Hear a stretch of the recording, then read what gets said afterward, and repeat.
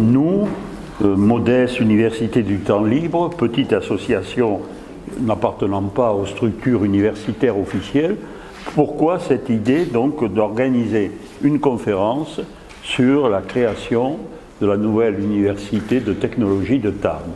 On peut se poser la question. Bon, plusieurs raisons. D'abord parce que nous avons des liens anciens et solides avec les deux établissements qui se sont unis pour former la nouvelle université, c'est-à-dire l'Institut universitaire de technologie, qui nous a accueillis, nous, UTL, depuis nos débuts, c'est-à-dire il y a 20 ans.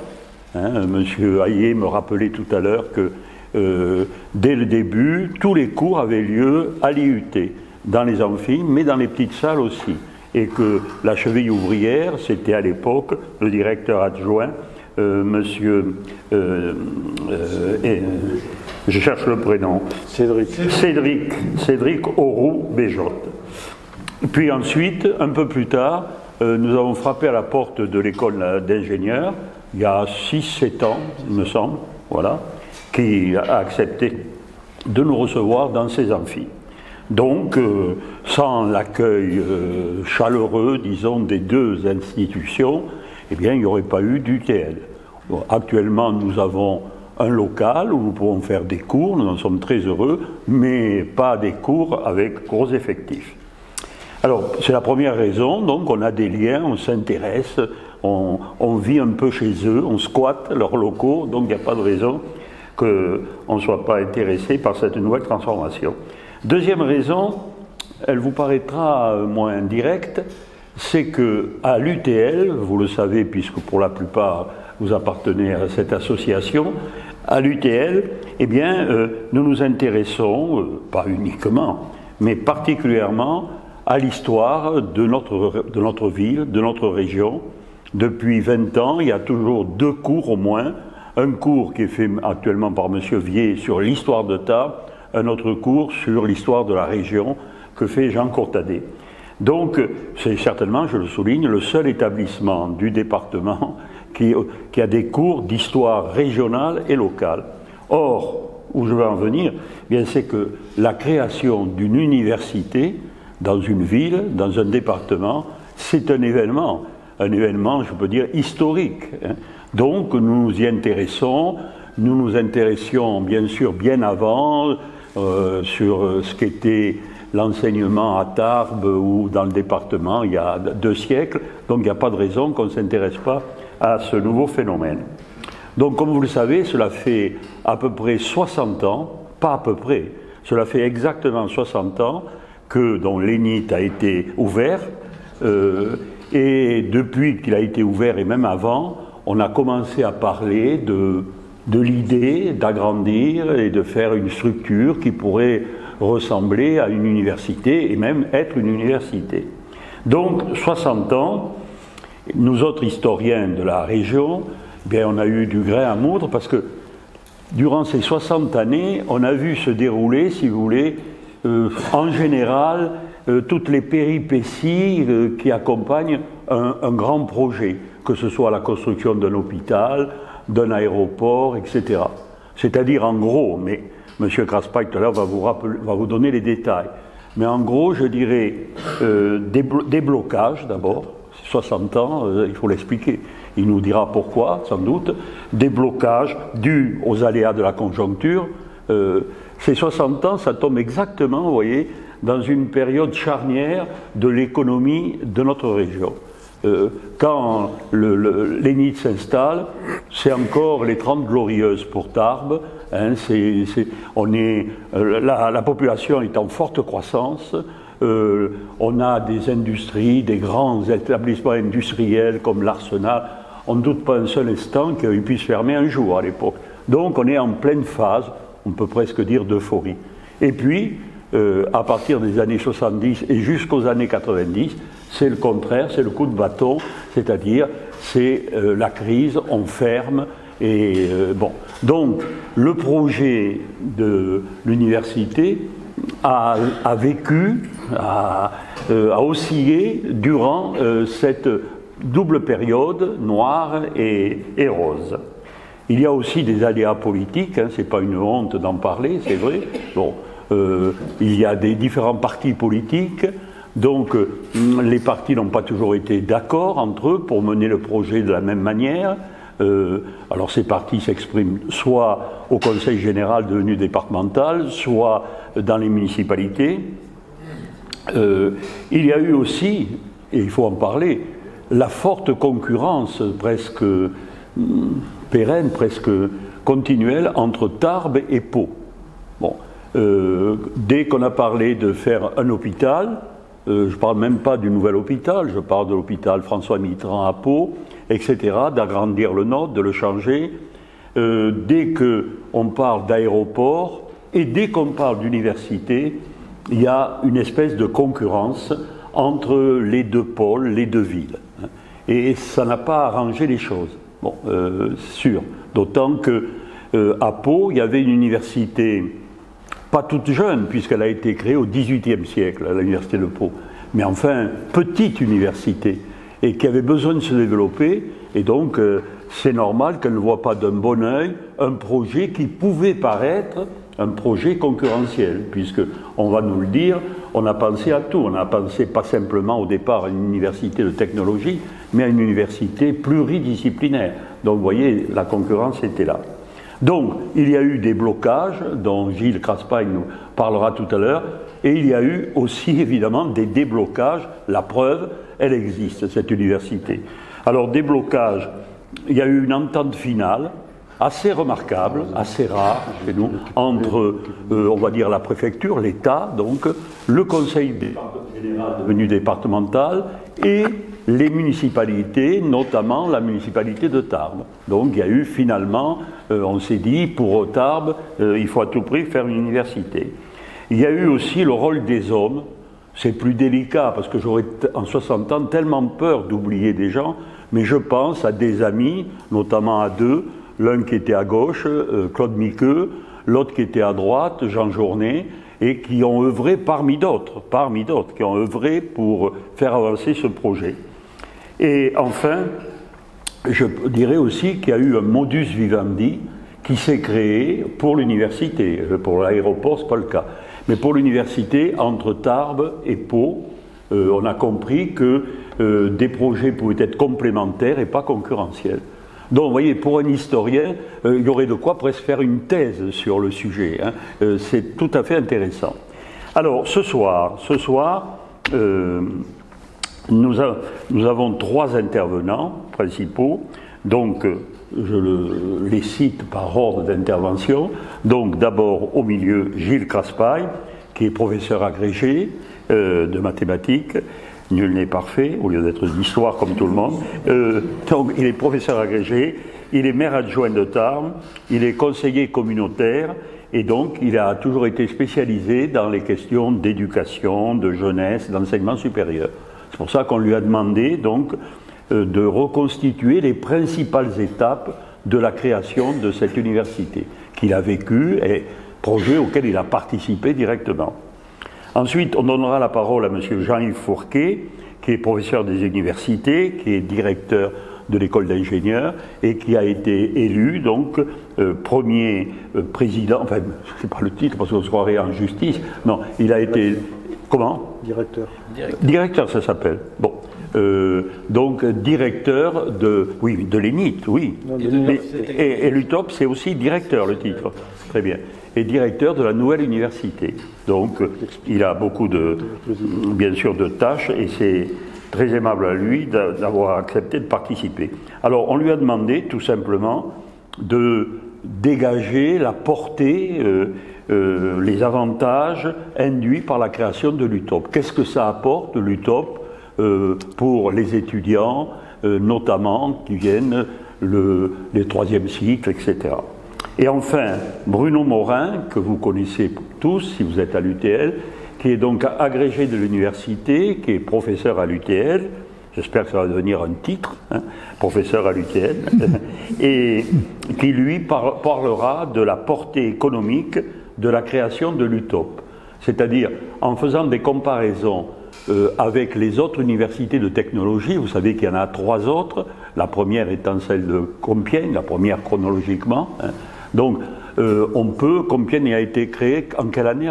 Oh, plus de 50 ans. Il y a plus de 50 ans. Donc, on peut voir qu'est-ce qu'une université de technologie a pu apporter à une région, en faisant la comparaison, par exemple, avec Compiègne. Bon, on a demandé à chacun de ne pas dépasser 20 minutes. Bon, enfin, on a un peu le temps. Parfait. Donc, je vous remercie tous les 3 et je cède la parole à M. Craspail. Pardon. Bien. Bonjour tout le monde. Merci Jean-François. En réalité, il a quasiment tout dit. Oui. Donc, il ne me reste plus grand-chose à vous dire. Et il a planté le décor puisque je suis prof de maths. Et du coup, je me demande ce que je viens faire. Si, parce que comme témoin de la période et ensuite comme acteur. Ouf, il vient de me sauver. Oui, c'est vrai. Je vais vous donner... Alors, je ne vais pas rentrer trop dans le détail. Il vous a donné quelques pistes. Je vais peut-être les préciser un petit peu. Je vais vous donner quelques pistes historiques, enfin quelques dates pour jalonner un peu le parcours. Et je reviendrai sur 2 périodes, une période qui est essentielle, on va le voir, et puis la période en fait quasiment actuelle. Et donc je vous parlerai de la grande histoire, celle qui a jalonné, comme vient de le dire Jean-François Soulet, la constitution du pôle universitaire Tarbes jusqu'à la création de cette université. Et puis je vous parlerai de la petite histoire, celle d'aujourd'hui. Je vous rassure, il n'y a pas de coucherie dedans, c'est dommage, mais bon, c'est l'histoire d'aujourd'hui. Alors, comme l'a dit Jean-François, l'histoire elle démarre en 1963 avec la création de l'École nationale d'ingénieurs de Tarbes, qui prend son envol à ce moment-là et va se développer assez efficacement. Bon, Jean-François l'a expliqué, on est dans le contexte de l'Arsenal, etc. Bon. En 1970, on a une deuxième étape, c'est la délocalisation d'un département de l'IUTA de Toulouse qui vient s'installer à Tarbes. Pour les spécialistes, il s'agit du département GEA, c'est-à-dire gestion des entreprises. Et des administrations. Oui, gestion des administrations, des entreprises et des administrations. Donc qui existe toujours évidemment et qui donc à l'époque n'est qu'une antenne de l'IUT de Toulouse. Et je vous fais grâce des étapes suivantes jusqu'à à peu près les années 95-96. Parce que pendant cette période-là, le pôle universitaire qui est embryonnaire, bon, l'école d'ingénieurs se situe à son emplacement, l'IUT c'est pas là du tout qu'il s'est installé, il s'était installé initialement sur l'ancienne école normale qui aujourd'hui va devenir très prochainement le lieu des archives départementales, ça doit vous parler. Je pense que vous aurez l'occasion prochainement, dans les mois à venir, de pouvoir l'utiliser avec bonheur, parce que ce sera, je pense, comme le veut le président du conseil départemental, la maison de l'histoire. Et donc je crois que c'est une continuité pour ce lieu qui est remarquable. Bon, en tout cas, l'IUT s'installe là-bas, et puis il va se développer avec le développement de ces départements, des 5 départements, qui vont se créer successivement, puis va se poser évidemment la question de lui trouver un site propre, et sera créé les bâtiments que vous connaissez qui jouxtent donc ceux de l'école d'ingénieurs. Ensuite, il y a des questionnements qui se posent, puisque le pôle universitaire, à cette époque-là, on ne peut parler que d'un pôle universitaire. Il y a 2 établissements importants. En 95, il s'agrandit parce que arrive, pas ici, mais arrive sur Tarbes la création d'un DUG STAPS, qui va avoir un peu de mal à trouver une place, parce que pendant longtemps, il sera hébergé au centre de la GESP dans des conditions assez drastiques. Il faudra un certain temps avant que soient créés les bâtiments dans lesquels nous sommes aujourd'hui, et qui sont les derniers en termes d'implantation globale, si je puis dire. Donc on a là, à ce moment-là, donc on arrive dans les années 2000, on a à peu près constitué le gros des emprises de type universitaire.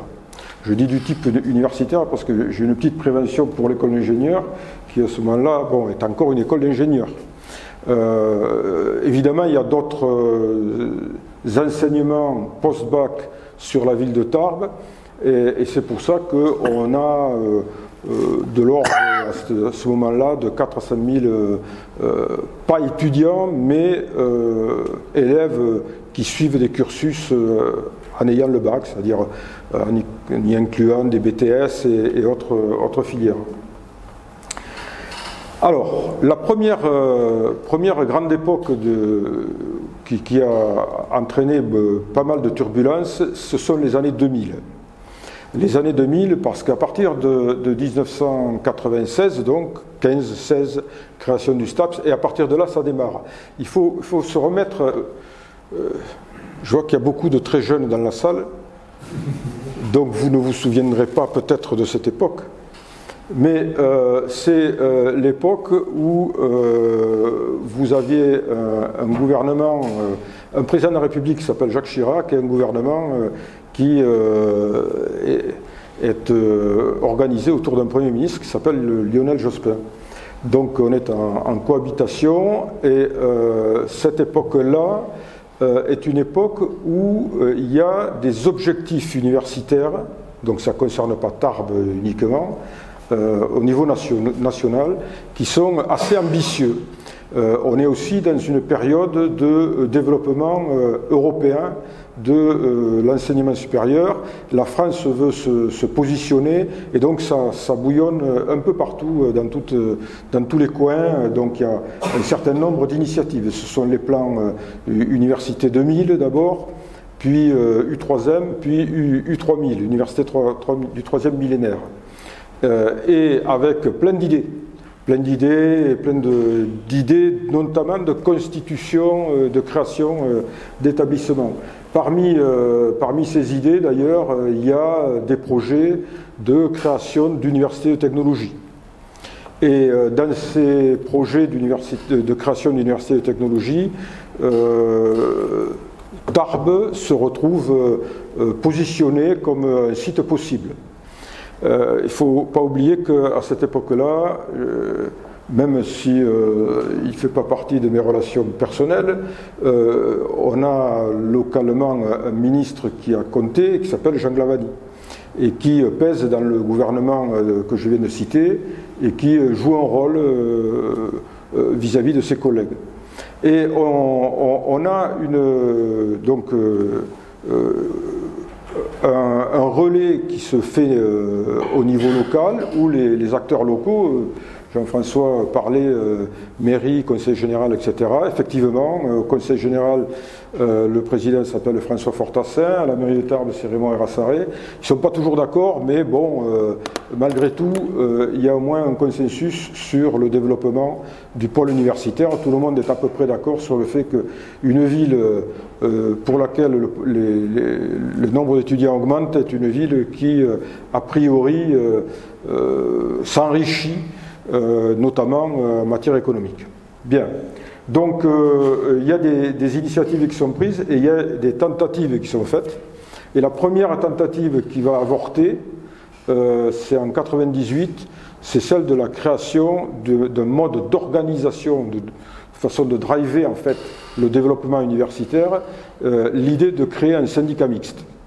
En 98, donc sort l'idée de créer un syndicat mixte, donc ça c'est local, qui aurait pu associer les acteurs locaux, collectivités territoriales, avec éventuellement le soutien d'acteurs universitaires. Ça avorte. Ça avorte parce que de toute façon, au niveau politique, les élus nationaux, le gouvernement ne souhaitent pas ce genre de structure, et donc c'est tué dans l'œuf. Le préfet de l'époque met un veto à la création de ce syndicat mixte. Donc ça, c'est le premier échec. Mais À l'époque, ça ne paraît pas très, très grave parce que on est en 98 et très vite, on va oublier cet échec-là, puisque va être portée presque, je dirais, sur les fonds baptismaux, l'idée de créer une université de technologie, une université de plein exercice, qui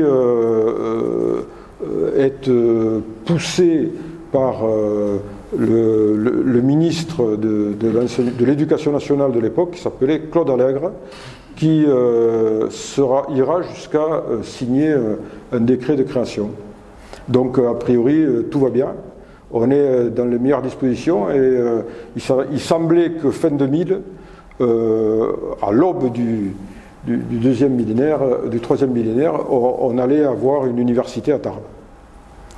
Et, catastrophe, le gouvernement change, le ministre de l'Éducation nationale disparaît, et son successeur, qui s'appelle Jack Lang, enterre le projet. Alors il faut dire, je ne veux pas dire qu'il avait... Je ne porte pas de jugement sur les uns et les autres. Je vous exprime là juste des éléments factuels. Il faut dire que quand Claude Allègre signe son décret, il le fait en opposition avec la conférence des présidents d'université, c'est-à-dire avec tout le milieu universitaire, avec l'opposition des universités toulousaines, l'opposition de l'université de Pau, et donc au niveau universitaire, tout le monde est contre. Donc ça freine des cas de fer. Claude Allègre, je pense que ceux qui l'ont connu s'en souviennent un peu, il avait plutôt la réputation d'être le taureau qui fonce dans la foule. Donc de ne pas prendre trop de prévention et de gants, et il a bousculé tout ce joli monde. Sauf que son successeur, qui était un peu plus lisse, et qui était quand même un peu plus dans la concertation, lui a pris en compte les observations qui lui étaient faites, et de fait, ça a enterré ce projet d'université. Donc on se retrouve à la fin de l'année 2000, je pense que je vais peut-être noter une date, on est en novembre 2000. En novembre 2000, le projet qui, un an avant, paraissait totalement acquis, est balayé et l'université disparaît. Bon, c'est pas la seule, hein, c'est pas le seul échec au niveau national, je parle. Hein. C'est pas le seul endroit où ça s'est mal passé, si je puis dire. En tout cas, à partir de là, évidemment, comme savent faire les politiques, quand on vous dit non, non, mais on ne pourra pas le faire, on vous dit mais vous inquiétez pas, on va faire plein de choses qui vont compenser ce qu'on ne vous aura pas donné. Et donc, vous aurez des moyens, vous pourrez développer votre pôle universitaire, etc. Donc, on s'est contenté de ça en se disant, que va-t-on faire?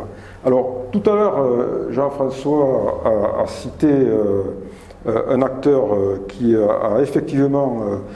qui rentre en scène, il était déjà en scène à ce moment-là, mais qui va rentrer en scène de manière importante, c'est Claude Miqueux.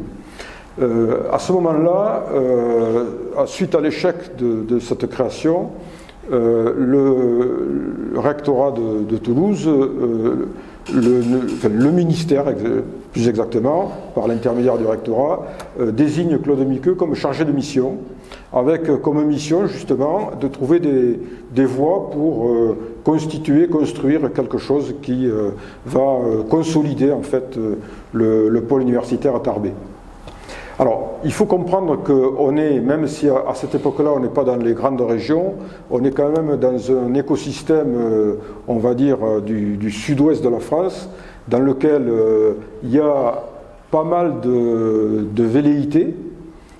Tarbes, évidemment, essaie de pousser ses projets, a essayé de pousser ses projets, je viens de vous dire, finalement sans succès. Mais c'est aussi confronté à d'autres acteurs qui ont de leur côté essayé eux-mêmes de pousser dans leur sens. Alors je pense côté Atlantique au Pays Basque, où s'insinue l'idée, en tout cas est poussée par des élus locaux, l'idée d'une université du Pays Basque, qui a fait frémir l'université de Pau pendant longtemps, et en Midi-Pyrénées à l'époque, évidemment, Albi. Pour être tout à fait précis, je dois dire que ce qui a participé à l'enterrement du projet Tarbé, c'est aussi l'échec de l'expérience d'Agen, où un pôle universitaire structuré s'était mis en place et malheureusement a capoté au bout de 18 mois, et donc ça a un peu douché les projets qui étaient en cours. Bon voilà, on se retrouve dans cette situation, donc 2001, Claude Miqueux est nommé chargé de mission, avec comme mission le fait de trouver les moyens de structurer le pôle universitaire. Alors en sachant qu'il part avec déjà des cailloux dans les sacoches, parce que, comme je vous l'ai dit, l'idée d'un syndicat mixte avait été mise en place et avait été éliminée par le gouvernement, donc déjà l'idée de faire un syndicat mixte, c'est cuit.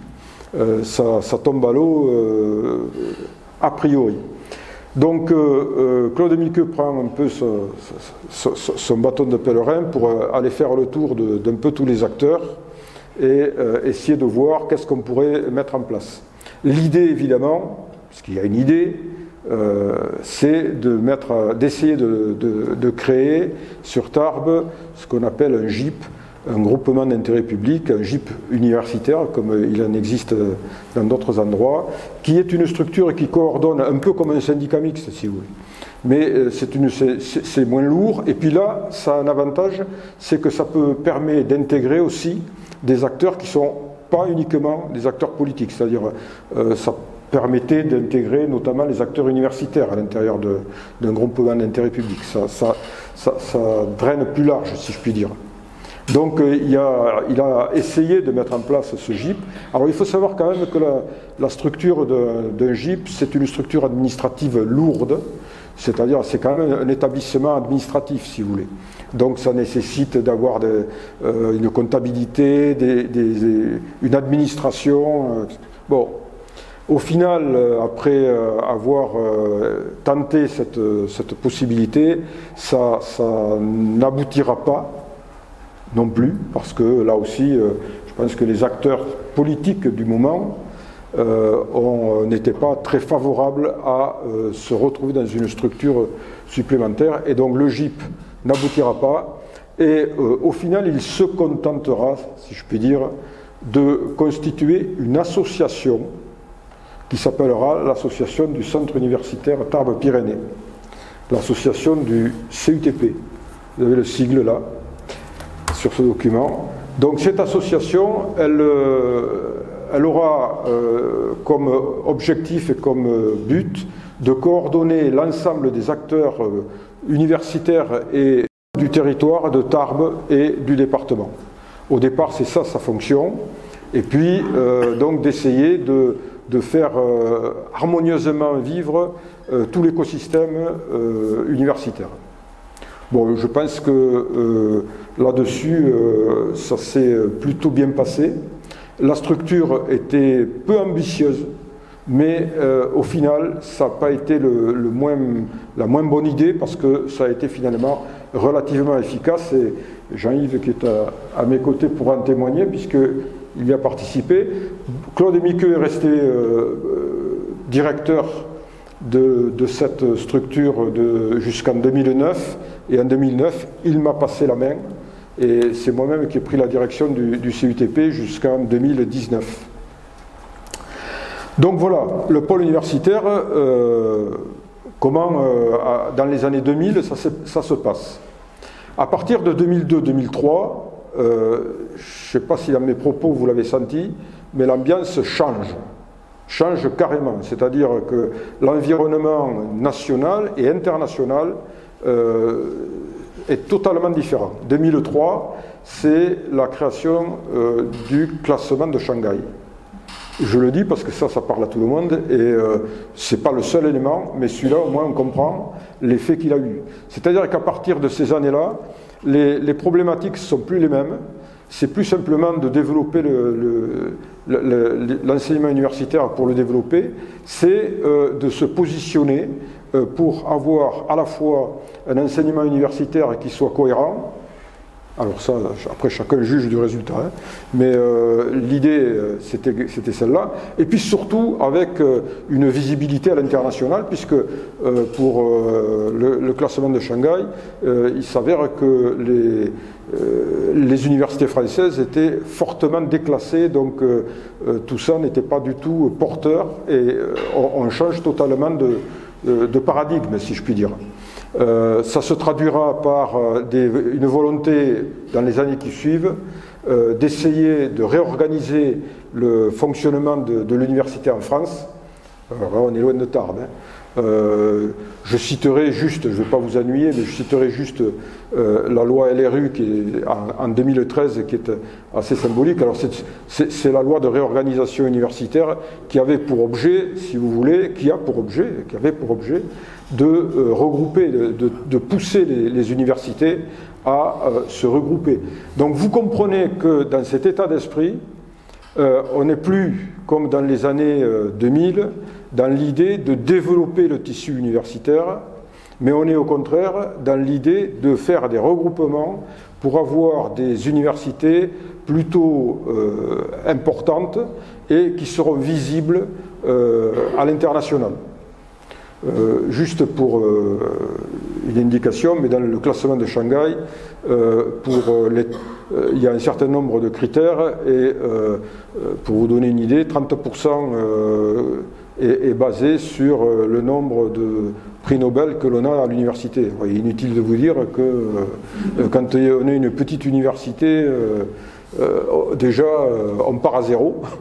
Donc c'est assez compliqué de remonter la pente et évidemment que quand on se regroupe avec des universités plus importantes, ça change tout. D'où ce qui s'est passé, c'est-à-dire la création de ce qui est aujourd'hui l'Université de Toulouse, d'abord des communautés universitaires, d'universités et d'établissements qui avaient pour but justement de créer des grandes entités. Voilà. Aujourd'hui, on est un peu passé à autre chose. Pas tout à fait, on est dans ce contexte-là, mais je pense qu'aujourd'hui, les choses se sont un peu stabilisées. Donc, on remet un peu on a pu remettre un peu la copie en route.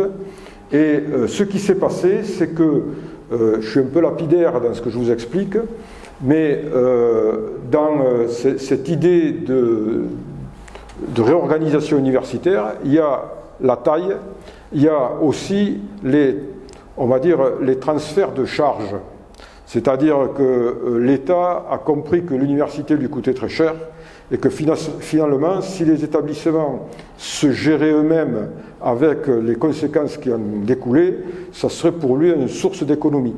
Ce qu'on appelle en fait avoir des compétences élargies, c'est-à-dire avoir la main sur les finances, mais en contrepartie de faire avec ce que l'on a. Et ça nous amène au dernier volet, à la petite histoire d'aujourd'hui, c'est-à-dire début 2002. En fait, en 2001, dans ce contexte, mais Jean-Yves pourra le dire mieux que moi, puisque l'ENI avait déjà décidé, et c'était voté en conseil d'administration, de demander ce qu'on appelle le passage aux compétences élargies, les RCE, responsabilité et compétences élargies. C'est en fait une sorte de volet intermédiaire entre rester un établissement simple et puis devenir une université. Je vous passe les histoires de statut. Donc c'était le moyen en fait de devenir un établissement mais autonome. Et à ce moment-là, il y a eu d'une certaine manière une conjonction qui est que, bon, aujourd'hui ça fait un peu long feu, mais il y a eu la saisine des instances politiques locales, départements et mairies notamment, sur des problématiques foncières. Bon, je ne vais pas parler de foncier jusqu'à présent. Évidemment que le foncier, dans le passé, a été évoqué. Mais là, c'est revenu à la charge. Alors, pour être clair, hein, je ne veux pas tourner autour du pot, mais dans le pôle universitaire ici, vous avez tous constaté qu'il y a une verrue. Ce sont les établissements Toujas-École qui sont au milieu de ces emprises universitaires et dont on se demande ce qu'ils viennent y faire. Il se trouve qu'on avait un peu laissé ça de côté parce que c'est une emprise privée, on ne peut pas obliger quelqu'un à partir quand il ne veut pas partir. Par contre, c'est Alain Coll lui-même qui est venu rencontrer les responsables en leur disant « mais moi je serais peut-être intéressé pour déplacer mon établissement ». Et donc ça a créé en fait une émulation, si je puis dire, c'est-à-dire que s'est posé alors la question de savoir ce qu'on pouvait faire. Parce que du coup, je vais être clair, ça a paru tout à fait pertinent et à Gérard Trémège et à Michel Pellieu de dire si on pouvait récupérer l'emplacement où il y a Coll, ça serait une plus-value pour tout le monde. Et donc pour le pôle universitaire au passage. Et donc l'idée c'était qu'est-ce qu'on pourrait y faire. Moi, je me souviens, début 2002, janvier 2002, Gérard Trémège m'avait demandé en tant qu'adjoint au maire de voir s'il y avait des possibilités pour envisager de faire quelque chose. Et à ce moment-là, je m'étais rapproché de Jean-Yves Fourquet, de la direction de l'ENI, et on avait, et là il me dit, on a déjà l'idée de passer aux compétences élargies, mais on pourrait en fait envisager d'essayer de créer une université. Et puis l'histoire a démarré. Alors après, je ne vous cache pas que la cheville ouvrière, celui qui a le plus travaillé, c'est lui. Ça c'est clair. Parce qu'après, la main, elle est passée aux universitaires. C'est-à-dire à partir du moment où au niveau politique, on dit ouais, on pourrait avoir une université, et donc du coup, si on récupérait du foncier, on sait quoi faire. Bon, et bien parfait. Donc il ne reste plus qu'à travailler. Et après, le travail, c'était de monter un dossier, de le présenter à tout un tas d'instances, de s'assurer, de travailler avec, de voir avec... alors, il faut savoir que l'IUT à Tarbes, à ce moment-là, était un IUT qui était une antenne de l'université Paul Sabatier de Toulouse.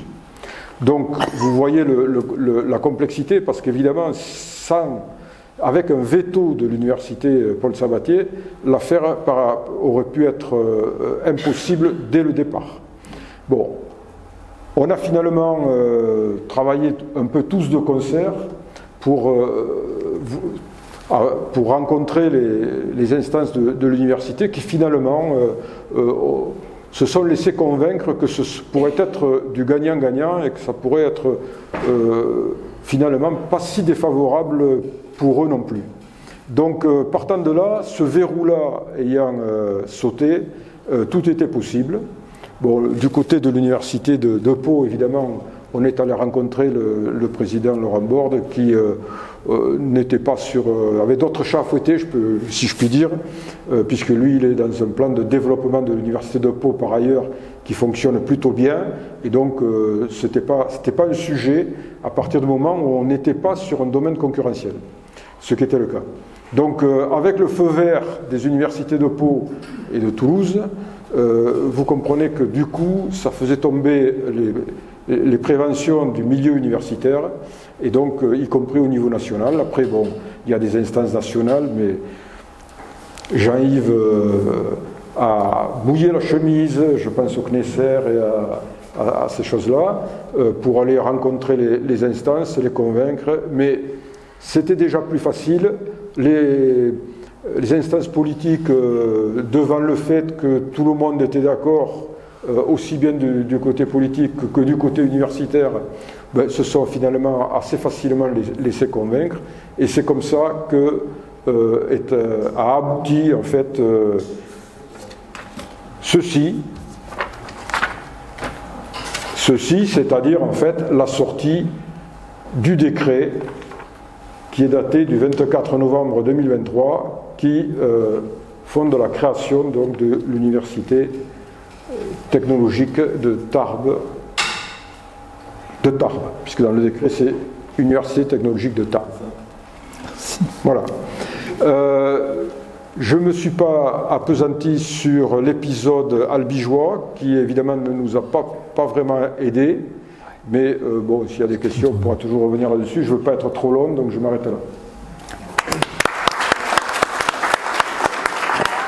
Donc je vais poursuivre. Hein. Donc effectivement, c'est une très longue histoire. Et cette histoire, effectivement, elle a été réactivée, disons, il y a 4 ans, en fait. Et il y a 4 ans, on s'est lancé dans cette affaire-là. Donc Gilles en a dit une bonne partie. Et j'allais dire, il a donné le point de vue aussi des collectivités locales qui ont poussé ce projet. Il y a eu une belle unité sur ce projet. Et de l'autre côté, il faut bien dire que les transformations du monde universitaire sont telles qu'il y avait une urgence à agir de notre point de vue. C'est-à-dire que moi, je suis le directeur de l'ENI depuis 8 ans. Donc maintenant, je suis passé directeur de l'UTOP. Je vous expliquerai peut-être comment ça marche. Mais du point de vue d'un directeur d'établissement, il y a un impératif à considérer qu'il faut continuer à le faire vivre et de la meilleure des manières à le développer.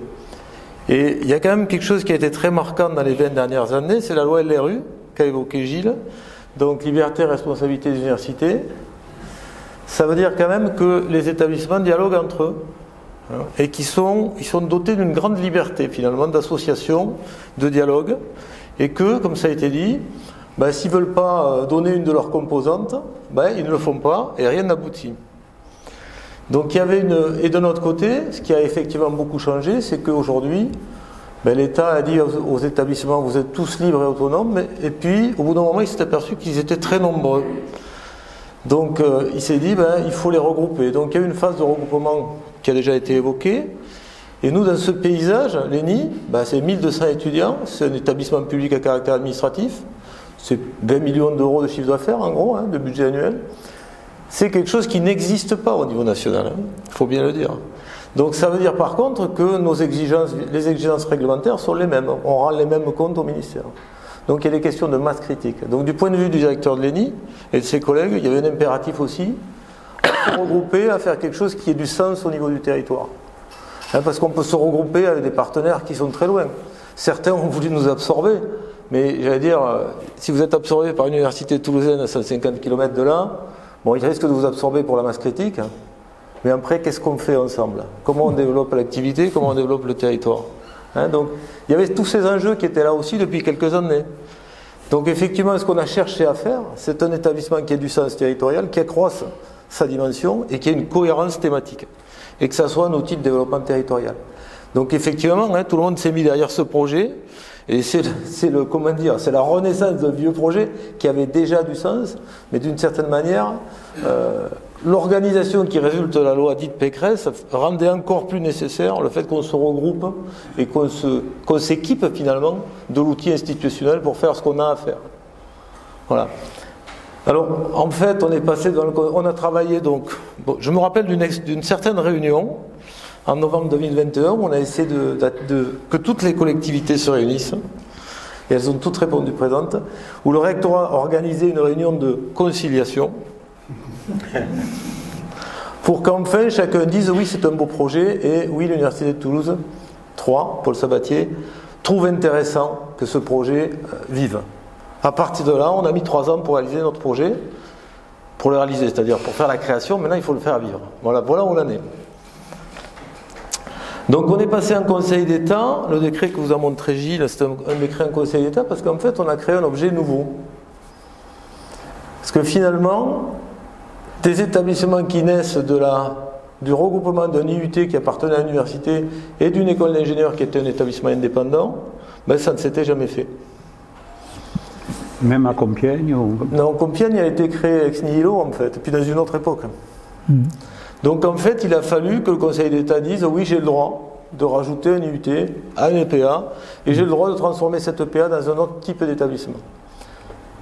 Donc qu'est-ce que l'UTOP aujourd'hui? Alors on dit UTOP, et pourtant dans le décret, c'est l'Université de technologie de Tarbes. Donc il y en a 4 en France, hein, Compiègne, 3, Belfort-Montbéliard, puis Tarbes. Voilà. Alors si vous regardez les acronymes, il y a Université de technologie de Troyes et Université de technologie de Tarbes, ça donne UTT. Donc la première question que nous a posée notre collègue de Troyes, qui était très intéressé par notre démarche, ça a été de dire, bon et alors, vous n'allez quand même pas vous appeler UTT. Donc nous, on a décidé de pousser le bouchon un tout petit peu plus loin. On s'est dit, tiens, il faut trouver quelque chose qui a du sens, qui parle à nos publics nationaux et internationaux, j'y reviendrai. Et donc, on a dit, tiens, on va essayer de préempter une partie de notre territoire proche. C'est pour ça que notre nom de marque, c'est l'Université de technologie Tarbes, Occitanie, Pyrénées. Et il ne vous aura pas échappé que ça se dit UTOP en français et UTOP en anglais. Voilà. Donc on n'est pas allé jusqu'à la Méditerranée de l'Occitanie, ça n'aurait pas eu trop de sens, on aurait eu des adversaires. Mais en attendant, ce territoire-là, on a pu le préempter, avec l'accord des uns et des autres. Voilà. Donc on est effectivement la 4e université de technologie. Il ne s'en était pas créé depuis 25 ans. Voilà. Et je l'ai dit, c'est un objet original du fait de l'histoire, en fait, puisque les universités des métropoles régionales avaient essaimé en région. Et donc, effectivement, à un moment donné, sur un site comme Tarbes, qui est très particulier, puisqu'il y avait déjà une activité très structurée, il fallait bien qu'on change la structure historique. Et c'est à ce titre qu'on a dû faire une démarche très originale, qui aujourd'hui inspire d'autres sites.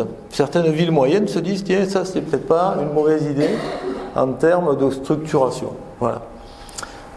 Ce qu'on nous a dit aussi en Conseil d'État, finalement, c'est comment avez-vous fait pour mettre autant de temps à réaliser cette idée naturelle? Parce que si on regarde la réalité du terrain, on a une unité qui forme à des formations professionnalisantes technologiques, et on a une école d'ingénieurs qui forme des professionnels, des ingénieurs.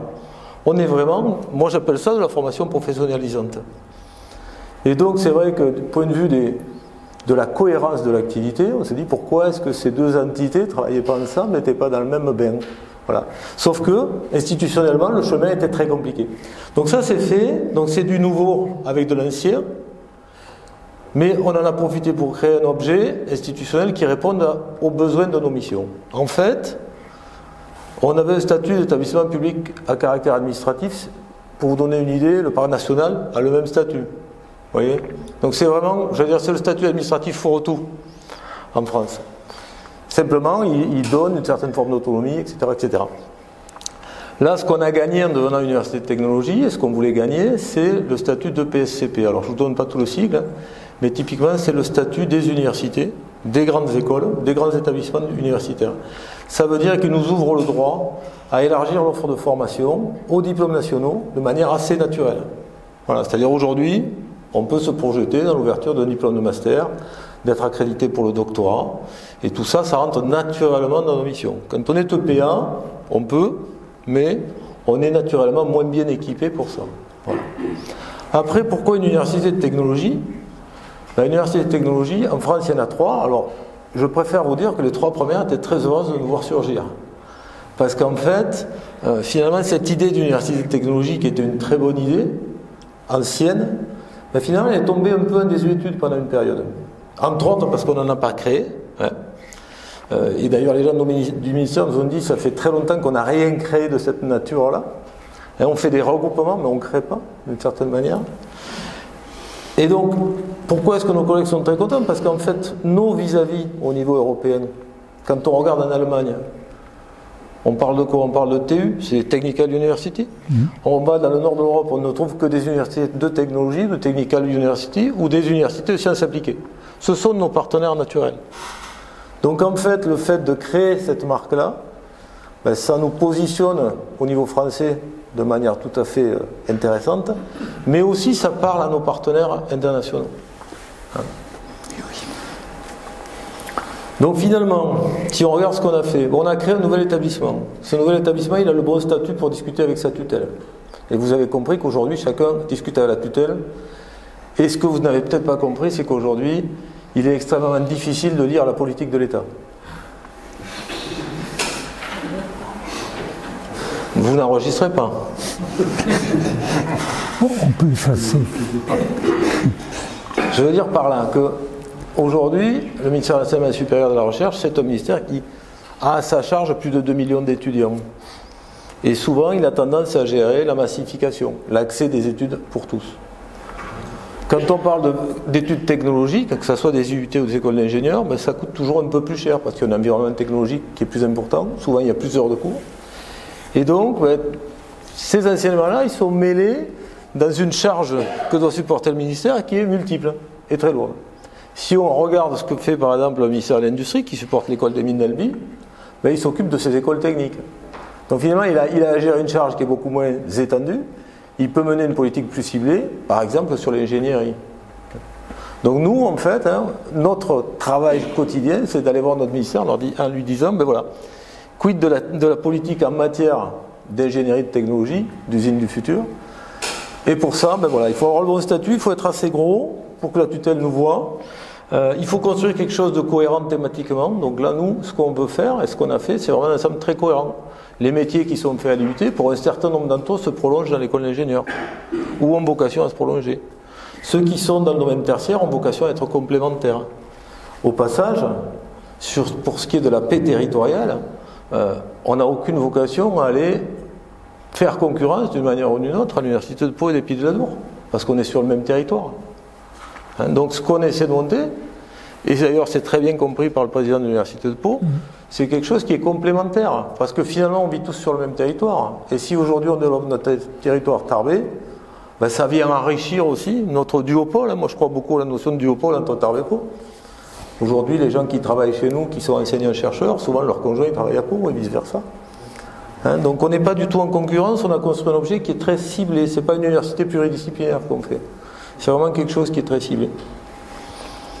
Alors c'est très original en France parce que les autres universités de technologie elles ne forment que des ingénieurs, quasiment, à 90%. Nous, on a plutôt plus de niveau bachelor, donc le niveau bac plus 3, et puis on a des ingénieurs comme les autres universités de technologie. Et ça, c'est typiquement quelque chose qui nous permet d'avoir une surface d'échange, une similarité avec ce que font les Européens. Je vous parlais des Allemands, des Italiens, des gens de l'Europe du Nord, ben, eux aussi, ils ont des universités de technologie qui diplôment au niveau bachelor, au niveau ingénieur. Donc il y a une vraie capacité à échanger, une vraie capacité à être reconnu. Quand vous allez dans un salon international pour la mobilité des étudiants, vous dites vous êtes une école d'ingénieur, vous appelez ENIT, bon, il y a un petit temps d'explication, vous voyez. Parce que les écoles, ailleurs, ça n'existe pas dans le supérieur. Si vous dites que vous êtes dans la famille des universités techniques ou technologiques, là, tout de suite, on rentre dans quelque chose que nos collègues étrangers connaissent.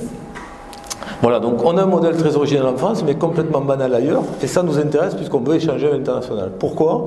Parce que la réputation d'un établissement d'enseignement supérieur aujourd'hui, y compris pour son public français, elle se bâtit à l'international.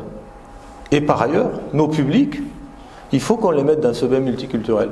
On parle beaucoup d'Erasmus, mais c'est très bien qu'on envoie nos étudiants à l'étranger, c'est très bien que sur leur campus, ben, ils parlent anglais, qu'ils rencontrent d'autres cultures, parce que ça sera leur quotidien demain et ça sera une plus-value. Donc notre ambition, c'est aussi que cette marque et cette masse critique et notre organisation nouvelle nous permettent d'accueillir plus d'étudiants étrangers. Donc aujourd'hui, on a à peu près 2800-2900 étudiants. On a fait une copie qui prévoit d'arriver à 4000 à 10 ans. Vous voyez, on ne va pas devenir un machin énorme, hein, mais l'idée c'est bien qu'il y ait une croissance et que cette croissance ça nous permette d'attirer des talents sur notre territoire, mais pas que. On a quand même aussi typiquement l'enjeu d'une université sur un territoire. C'est-à-dire aujourd'hui, j'imagine qu'un grand nombre d'entre vous est tarbé. Pendant longtemps, quand on regardait les nids, on se disait bon, c'est une école technique, un gros lycée quoi. Ouais, un truc qui a bien tourné, mais on ne sait pas trop ce qui s'y passe. Aujourd'hui, notre ambition, c'est que nos jeunes puissent se dire, sur le territoire, il y a une université. Alors certes, elle est technologique, mais elle prépare à pas mal de métiers, elle est complémentaire avec du PPA, et donc ces jeunes-là, ils peuvent avoir l'ambition d'aller dans le supérieur, sans avoir les barrières financières notamment, qui se posent quand vous devez aller à Toulouse, à Bordeaux ou ailleurs. Donc c'est aussi une manière pour nous de créer de l'ambition pour ce territoire. Si vous regardez quelle est la poursuite d'études sur ce territoire tarbé, elle est beaucoup moins répandue que pour un jeune qui est à Toulouse ou à Bordeaux. Pourquoi ? Parce que il y a le frein financier, puis parfois on ne se projette pas. On est sur un territoire où on n'a pas cette émulation. Donc nous, on a une mission nouvelle d'orientation, et de création d'ambition. Vous voyez ? Et là, le terme d'université, il joue à plein. Donc vous voyez que ça nous donne de nouvelles responsabilités.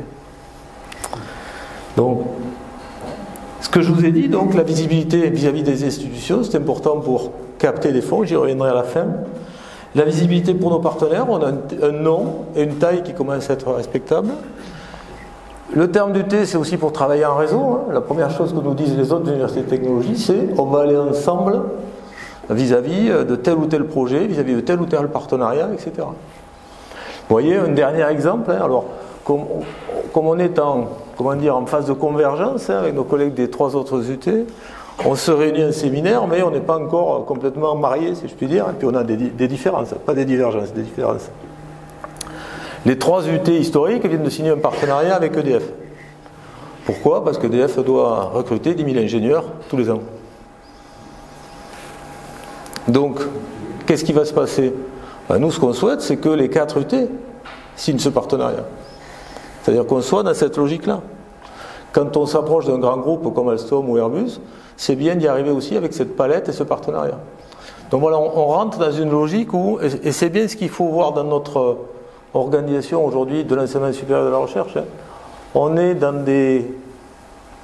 C'est un écosystème où il y a beaucoup de partenariats à faire vivre et où il y a beaucoup de compétition. Hein, donc on travaille tous pour l'État d'une certaine manière, ou presque tous, mais voilà, il y a de l'émulation et de la compétition.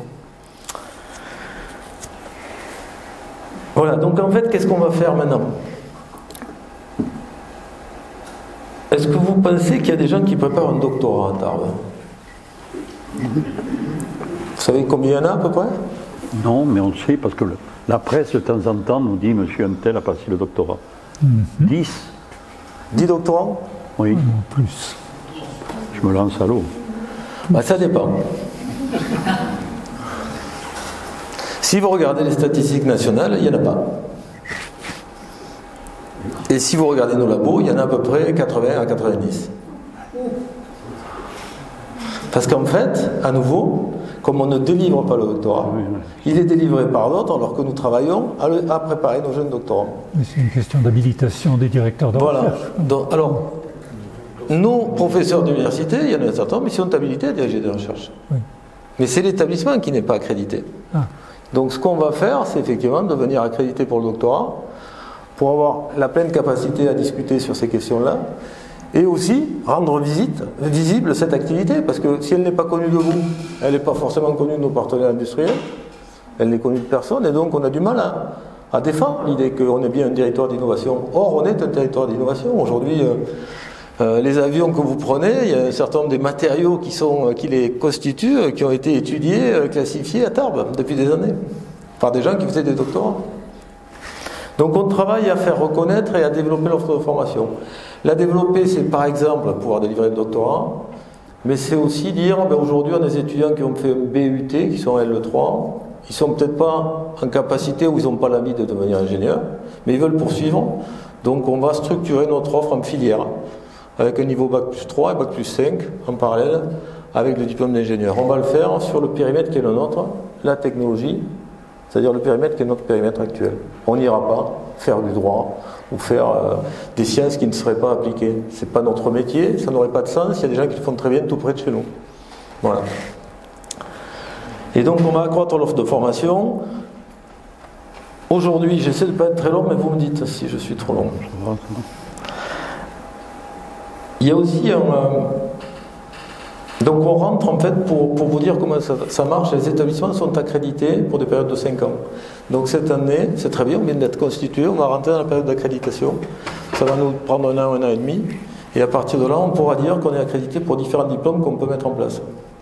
Et l'intérêt, c'est de constituer des filières pour qu'il y ait des passerelles, qu'il y ait des liens nouveaux entre les différents diplômes. Parce que si on restait IUT, école d'ingénieur dos à dos, ou côte à côte, bon, ça pourrait avoir un certain nombre d'intérêts, mais il faut essayer d'avoir un tout petit peu plus d'ambition, hein, et surtout tirer le plein bénéfice des compétences et des moyens qui sont présents. Donc on va développer ça. Pour nous, notre objectif, c'est de développer une offre de formation en lien avec le besoin des entreprises. Alors si on regarde notre territoire, souvent on parle du territoire le territoire de notre école d'ingénieurs, en gros, c'est 500 km à la ronde. Combien? 500. C'est-à-dire qu'en gros, quand on recrute nos ingénieurs en première année, ils viennent, disons, de Poitiers à Nîmes, quoi. Allez. À plus de 90%. Quand ils partent en emploi dans leur premier emploi, pour plus de 2 tiers d'entre eux, ils reviennent dans cette région-là. Voilà. Donc c'est à peu près ça notre territoire. Donc quand on dit on va regarder le besoin des entreprises, on ne regarde pas le territoire aux Pyrénées seulement, mais on le regarde aussi parce qu'on pense qu'effectivement on a beaucoup de choses à faire avec ce territoire-là. Donc c'est développer l'offre de formation pour le besoin des entreprises. On fait des gens qui ont un profil professionnalisé. Vis-à-vis des jeunes, on l'a dit, on doit leur donner de l'ambition et donc il faut développer l'orientation, ce qui est aujourd'hui un sujet majeur dans l'enseignement supérieur. C'est-à-dire que quand on part du lycée, comme dans l'enseignement supérieur, essayez de trouver quelqu'un qui va vous expliquer comment ça marche les études supérieures quand vous êtes au lycée. Je sais qu'il y a des gens dont c'est le métier, mais c'est très compliqué comme métier. Nous-mêmes, on a du mal à le savoir, ce qu'il faut faire, quand on essaie d'orienter nos enfants. Donc on a vraiment un rôle d'orientation, donc projet professionnel de l'étudiant et intérêt des entreprises. Et puis voilà, favoriser ces passerelles, parce qu'à 17 ans, on ne sait pas ce qu'on veut faire en général, ou si on le sait, c'est tant mieux, mais c'est vraiment pas la majorité. Et donc il faut qu'on puisse permettre à des gens de se dire, bah, tiens, j'ai commencé par l'IUT, bah, tiens, maintenant je me dis que je pourrais peut-être me projeter vers autre chose. Je peux aussi décider de m'arrêter parce que j'ai une formation qui me convient, qui me permet de travailler. En tout cas, on va mettre en place ces passerelles dans ce domaine de la technologie et de l'ingénierie. Voilà. Après, il y a un dernier point sur lequel je n'ai pas trop développé et qui est peut-être plus abstrait pour vous, mais ça parle plus au directeur en général. C'est la question de l'organisation.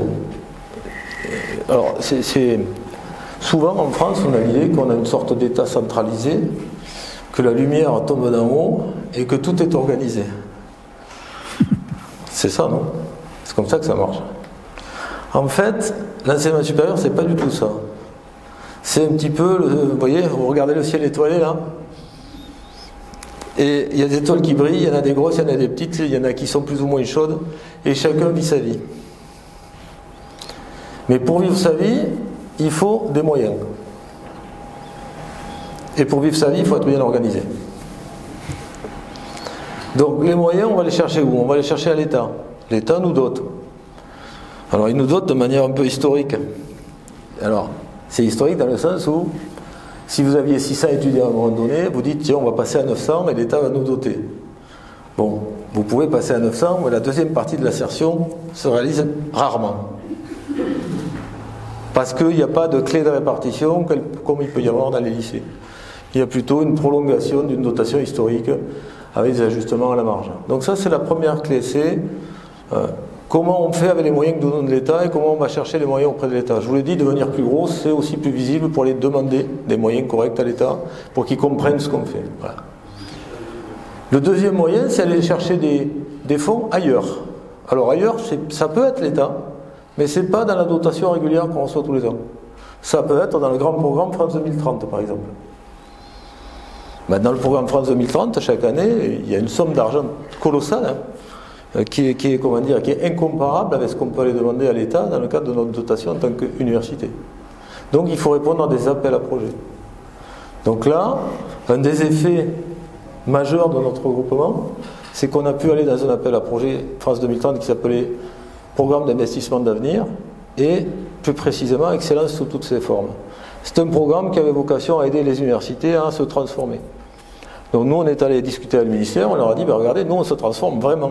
Nos collègues parfois ils font un peu semblant, mais nous on crée quelque chose qui n'existait pas, donc il faut nous aider. Le résultat, c'est que l'État sur ce programme France 2030 nous dote de 7,5 millions d'euros sur 10 ans. La région Occitanie verse à la même hauteur, ça veut dire que déjà on vient de gagner 15 millions d'euros et ça permet d'avoir un effet de levier sur nos partenaires industriels. Quand on va faire une thèse, par exemple, on peut leur dire on va faire une thèse avec vous, vous en paierez la moitié. Pourquoi? Parce que dans ce cadre de l'appel à projet, on a défendu l'idée qu'on allait faire des thèses innovantes en partenariat et donc vous rentrez dans ce cadre. Vous voyez? Donc ça, c'est comment on va chercher de l'argent. Aujourd'hui, un établissement d'enseignement supérieur comme le nôtre, il va chercher un tiers de l'argent sur des appels à projet, en gros. Donc ne croyez pas, voilà, d'habitude on se dit, tiens, mais voilà, c'est la routine, on fait toujours pareil. Non, tous les ans, on va chercher de l'argent dans l'enseignement supérieur pour mener nos activités normales. Voilà. Et après, il y a qu'est-ce qu'on fait de cet argent. Et là, c'est comment on s'organise. Et là, fatalement, il y a des questions de masse critique. C'est-à-dire que vous soyez un petit établissement ou un établissement moyen, il vous faut un agent comptable. Vous voyez, il vous faut un contrôleur de gestion, il vous faut un directeur général des services, etc. etc. Donc, quand on grossit un petit peu, on peut être un peu plus performant, parce qu'on va avoir les mêmes fonctions, mais on va arriver à diluer ça sur la masse de notre dotation, et puis on va pouvoir répondre à toutes les demandes, et surtout on va être en avance de phase sur toute la veille ministérielle. C'est-à-dire que vous pouvez imaginer que quand on répond à un appel à projet, on l'a préparé, ça ne se fait pas en 3 jours. Le dernier qu'on a gagné, donc le plus gros, on y a travaillé 1 an. Donc on a été averti, on a pris un cabinet qui nous a aidés, qui nous a un petit peu vidé les poches aussi, mais on a travaillé 1 an, ça a été très constructif, puisqu'on a entraîné nos communautés pour dire, tiens, qu'est-ce qu'on veut faire ensemble dans cette université de technologie. Donc c'était vraiment le bon moment. Mais si vous voulez faire ça, c'est-à-dire aller chercher régulièrement des fonds auprès de l'État, en plus de ce qu'il vous donne de manière régulière, il faut être organisé d'une certaine manière. Donc ça, quand on était tout petit, nous, ENIT, on ne pouvait pas le faire. L'IUT à Tarbes, dépendant de l'université toulousaine, n'avait la main sur rien, il faut dire les choses. Les décisions étaient ailleurs. Donc là, maintenant, on est maître de notre destin, il vaut ce qu'il vaut. On ne dit pas qu'on aura tous les moyens qu'on espérerait, mais en attendant, on se prend en main, et on se prend en main au service de ce territoire, on le fait ensemble, dans un établissement qui a une taille humaine, et qui développe un projet qui est très cohérent, en tout cas de notre point de vue. Donc voilà, je crois que je vous en ai dit pas mal déjà. J'espère ne pas vous avoir épuisé.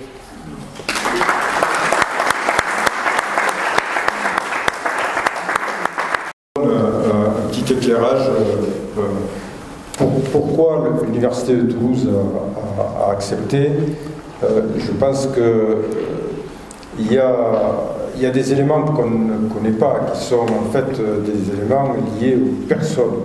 Il ne faut jamais sous-estimer. Des fois, on croit que c'est des grands raisonnements qui font que, en réalité, la même situation avec des gens différents aurait donné des résultats différents.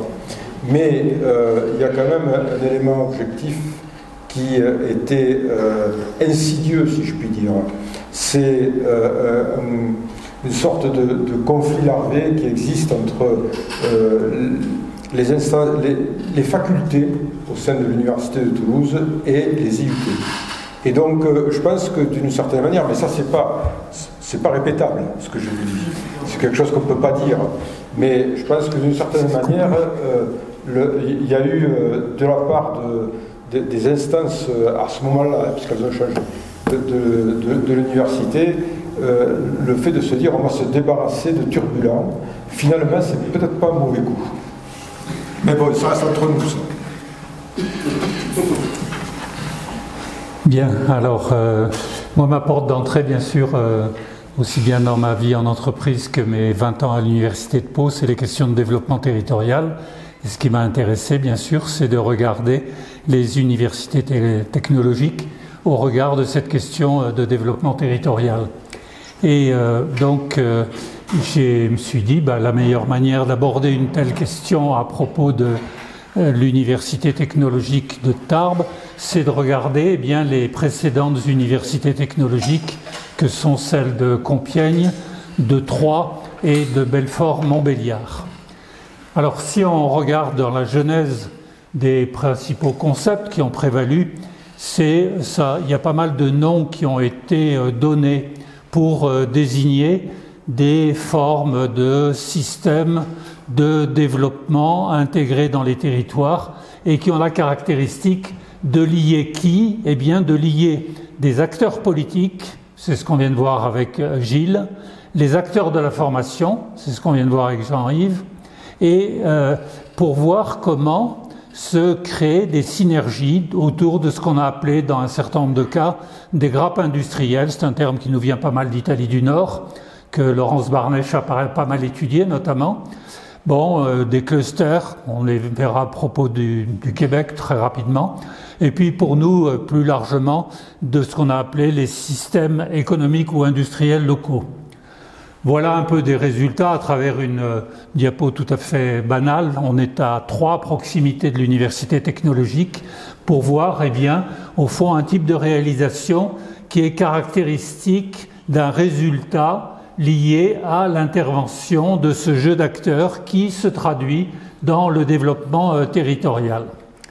Alors, dans l'origine, bon, alors moi en plus ça m'a intéressé puisque j'ai eu l'occasion d'y aller à plusieurs reprises dans le cadre de voyages auprès de collègues. L'Italie du Nord a été particulièrement pionnière dans ces domaines-là, en particulier des régions comme l'Ombrie, le sud de la Vénétie notamment. Alors pas les régions les plus développées autour de Bologne ou de Milan, non, c'est pas celle-là. C'est plutôt des régions où il y a un développement qui s'est fait autour de PME, PMI et qui avait envie autour de filières qui avaient des synergies entre elles, de solliciter les structures de formation et les collectivités pour s'organiser et gagner de l'activité à l'échelle pas tant uniquement au plan national, mais y compris pour gagner des parts de marché à l'exportation. Ça, c'est très net chez nos voisins italiens. Au Québec, il y avait aussi une autre raison. Alors ça, j'ai travaillé un peu là-dessus avec un collègue, Bernard Vachon, qui a beaucoup écrit là, sur ces domaines-là, à l'UQAM, l'Université du Québec à Montréal. C'est une autre raison, c'était la manière dont beaucoup de villes moyennes du Québec, depuis Rimouski et d'autres villes, voyaient que l'activité se concentrait beaucoup trop à Ottawa, Toronto et Montréal. Et se disant, eh bien, l'activité dans nos villes moyennes, elle risque de décliner. Et donc, il faut trouver des synergies pour, précisément, eh bien, retisser de l'activité, du dynamisme dans nos régions. Et ça, on peut le faire qu'à condition de mobiliser les trois types d'acteurs que je viens d'énoncer. Alors, en France, il n'y a aucun doute quand on les regarde, parce qu'il y a quand même une belle et longue histoire. Hein. L'Université de Compiègne, c'est plus de 50 ans, je vérifie, 72 la date de création. Hein. 72, donc vous voyez, il y a quand même une belle histoire, puisque je regardais dans les chiffres, il y a des sites très bien faits par les directions des différentes universités. Il y a plus de 28 000 diplômés à ce jour. Vous vous rendez compte? Donc on a des références, hein, en quelque sorte. 3, c'est 1994, c'est plus proche. Belfort-Montbéliard, c'est 99. Mais, autrement dit, on voit à travers ces précédents, bon, qu'on a une matière plutôt de comprendre comment ces universités technologiques ont joué un rôle bien réel dans le développement de territoires, de villes ou d'agglomérations assez proches finalement de notre ensemble territorial tarbais. Bon, pour Troyes, c'est un peu plus. Hein. Troyes, l'agglomération, on est plutôt un peu au-dessus de 150 000 habitants. Ce que l'on note aussi, c'est que c'est des territoires qui sont marqués par des proximités de métropoles qui sont assez attractives. Là, si vous regardez Belfort-Montbéliard, qui a connu un passé industriel très fort, quand vous voyez Delle à côté, ben, c'est associé à Alstom. Quand vous voyez à côté Sochaux, c'est avec Mulhouse le territoire de base de Peugeot, enfin maintenant qui s'appelle Stellantis.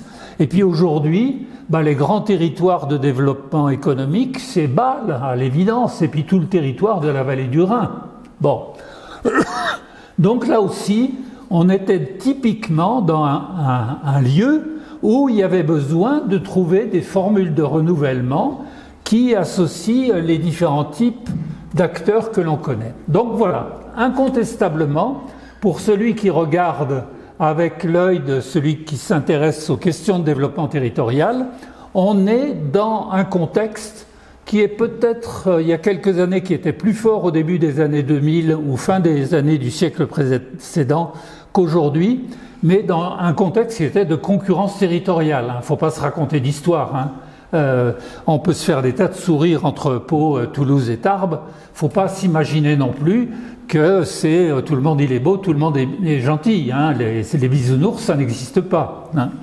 Et marqué aussi par des fortes attractivités territoriales, notamment pour les milieux économiques. Hein. Alors, dans le jargon de certains écoles d'économie et aussi un peu de géographie, on est typiquement dans ce qu'on appelle les relations centre-périphérie, si on fait la relation entre Tarbes et Toulouse. La question c'est, est-ce qu'on est dans une relation centre-périphérie d'une périphérie réellement intégrée, ce qui s'est un peu amélioré ces derniers temps, on peut le dire. Vous avez une relation centre-périphérie assez intégrée, c'est la relation par exemple entre Nantes et le Choletais, qui connaît un vrai développement économique assez remarquable. Mais vous avez des relations entre un centre et des périphéries qu'on appelle délaissées, ça existe aussi. Limoges et Guéret, Limoges c'est déjà pas terrible comme vitalité économique, mais alors aller à Guéret, c'est pas terrible non plus, hein. Bon, et puis il y a toute une gamme de situations intermédiaires entre l'intégré et le délaissé. Donc voilà, il y a une question, bon, où se dessine un équilibre territorial où, il faut bien le dire, la volonté première, quelque part, elle est très déterminée par les acteurs locaux. Je vois Jean-Yves qui approuve, bon, je pense qu'il a dû goûter à ce phénomène-là, il est réel, hein, encore une fois. Donc quand on regarde, et là on a de la durée, les cas précédents, certes, il ne faut pas le nier, ils ont su valoriser des politiques de l'État en faveur des universités, en faveur des pôles de compétitivité, mais encore une fois, il y a un effort réel et souvent majeur qui est venu de l'initiative propre de ces territoires. Hein, ça, il n'y a aucun doute là-dedans. Ah, ça c'est une brochure que j'ai trouvée ancienne. Elle a, pas si ancienne que ça, elle a une quinzaine d'années. Alors elle m'a beaucoup amusé. Je me suis dit, tiens, on pourrait mettre Tarbes, c'est où autrement dit, dans des territoires où, là c'est une photo qui vient de l'Agence de développement économique du Pays de Troyes, ou de l'époque, je ne sais plus comment ça elle s'appelle aujourd'hui. Il y a eu besoin, en termes de notoriété, de préciser une situation géographique. Ce qui voulait dire que les acteurs de ce territoire percevaient que dans un ensemble beaucoup plus vaste, tout le quart nord-est de la France, eh bien cette bonne ville et admirable ville de Troyes n'était pas forcément si connue que ça par l'ensemble de tous les acteurs, qu'ils soient économiques, politiques ou de la formation. C'est quand même assez, j'allais pas dire amusant, mais en tous les cas révélateur. Moi j'ai beaucoup bourlingué à l'étranger, quand je parlais de Tarbes, alors qu'on est dans des milieux marqués par des formes de chrétienté marquantes, on se disait près de Lourdes, ah oui, d'accord. Mais bon, c'est quand même assez caractéristique. Je reprends les écrits de Vachon, mon collègue du Canada. Si on regarde Compiègne, il y a incontestablement eu, parce qu'ils ont démarré il y a longtemps, hein, ils sont face à une énorme attractivité francilienne. Elle est toute proche, l'agglomération parisienne, et ça date d'il y a 50 ans, hein, le démarrage de l'université technologique de Compiègne. Ils sont à moins de 75 km de la capitale. Hein. Donc si vous y adjoignez le 9-3 et tous les départements du nord de l'Île-de-France, ils sont même beaucoup plus près. Et il y a eu cet essor étonnant de son université technologique, à une période où ils ont fait le parcours tout seuls, hein, parce que les deux autres universités, elles sont venues nettement plus tard. Bon. Donc, il y a eu une volonté et une affirmation. Et moi, je suis assez attentif, au moins à cette période-là, par certains auteurs, peut-être vous connaissez des noms comme Guy Diméo ou des personnes comme ça, qui disent qu'il y a eu, dans ce courant-là, presque une espèce de culture locale de résistance en disant « on est là pour affirmer un développement territorial de nous-mêmes, pas d'hostilité vis-à-vis de régions voisines, mais tout au moins, on veut avoir notre place dans un ensemble plus vaste. » Troyes, c'est quand même une ville extraordinaire. Enfin, j'espère que vous avez eu tous l'occasion de bourlinguer dans le vieux Troyes. C'est quand même la ville peut-être de France qui a le plus beau patrimoine médiéval avec Rouen. C'est magnifique, c'est extraordinaire. Mais alors on risquerait de se retrouver dans la ville de la Belle au Bois dormant, ou quasiment. Enfin, bien sûr, on peut avoir une vocation touristique avec ça. Ou les souvenirs de la lointaine bonneterie. Il faut voir qu'en termes culturels, Troyes, c'est les premières industries de la bonneterie au XVe siècle.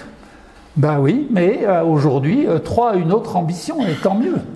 Belfort-Montbéliard au regard des villes rhénanes, j'en ai déjà parlé.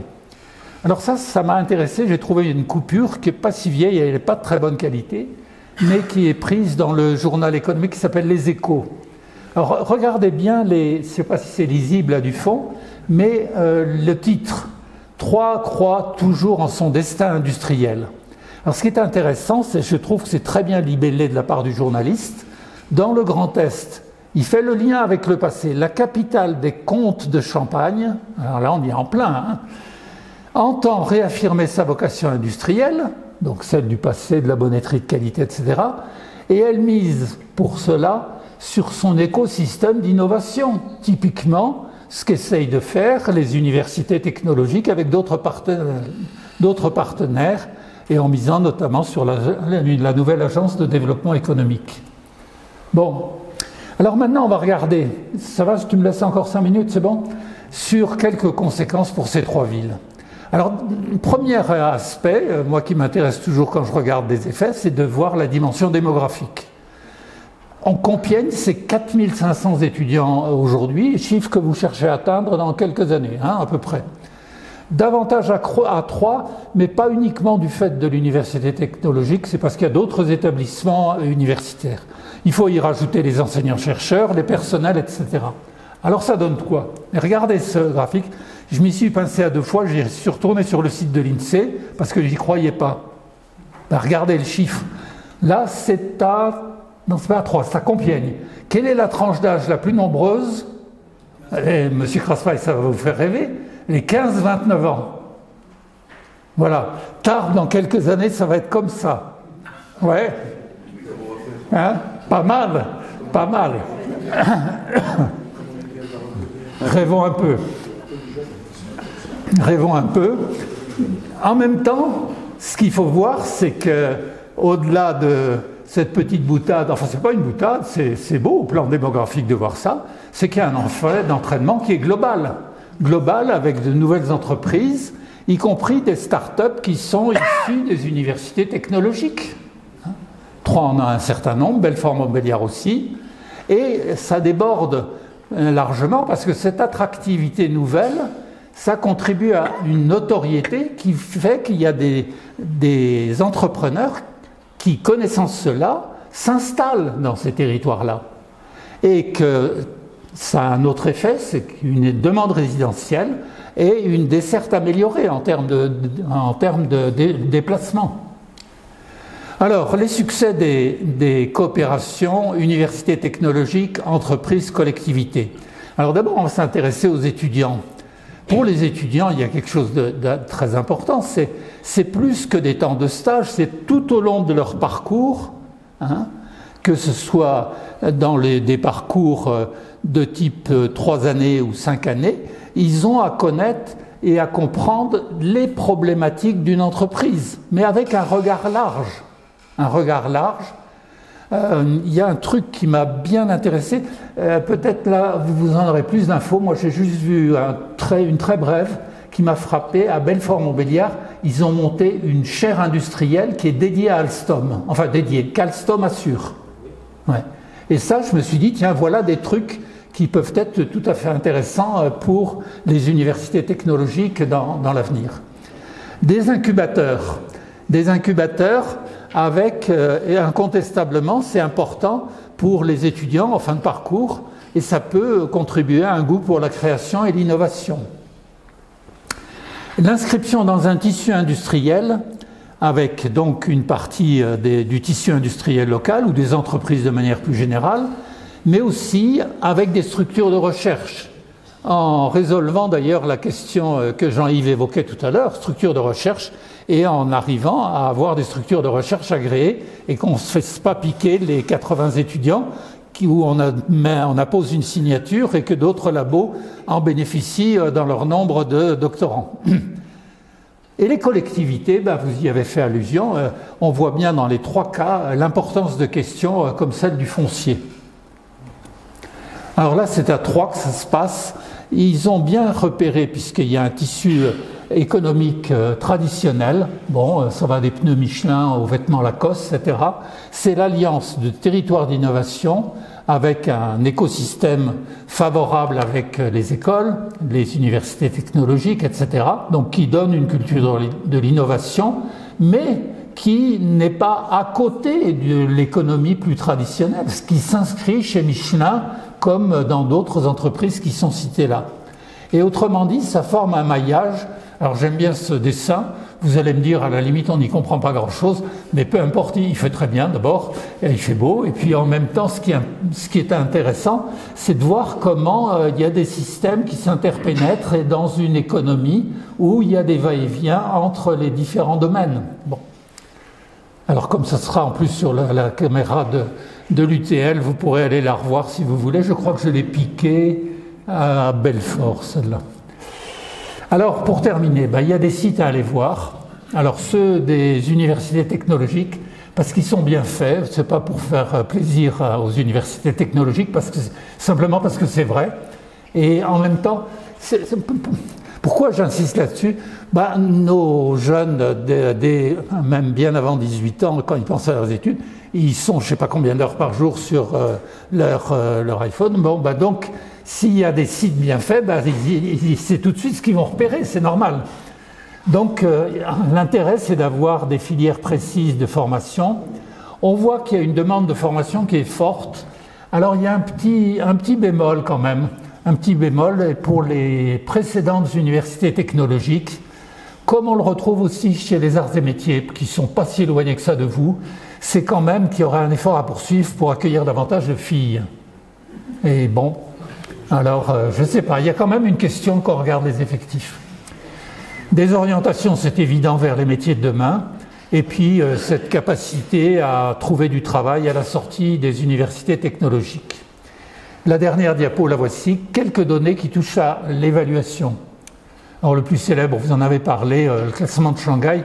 Alors il est très compliqué aujourd'hui, le classement de Shanghai, parce qu'il rentre dans un certain nombre de rubriques, et dans une des rubriques, les universités technologiques, alors je ne sais pas si c'est pour les 3 qui vous précèdent ou pour une d'entre elles, je n'ai pas noté de manière assez précise, elle est marquée à la 5e place comme école d'ingénieurs adaptée à l'entreprise.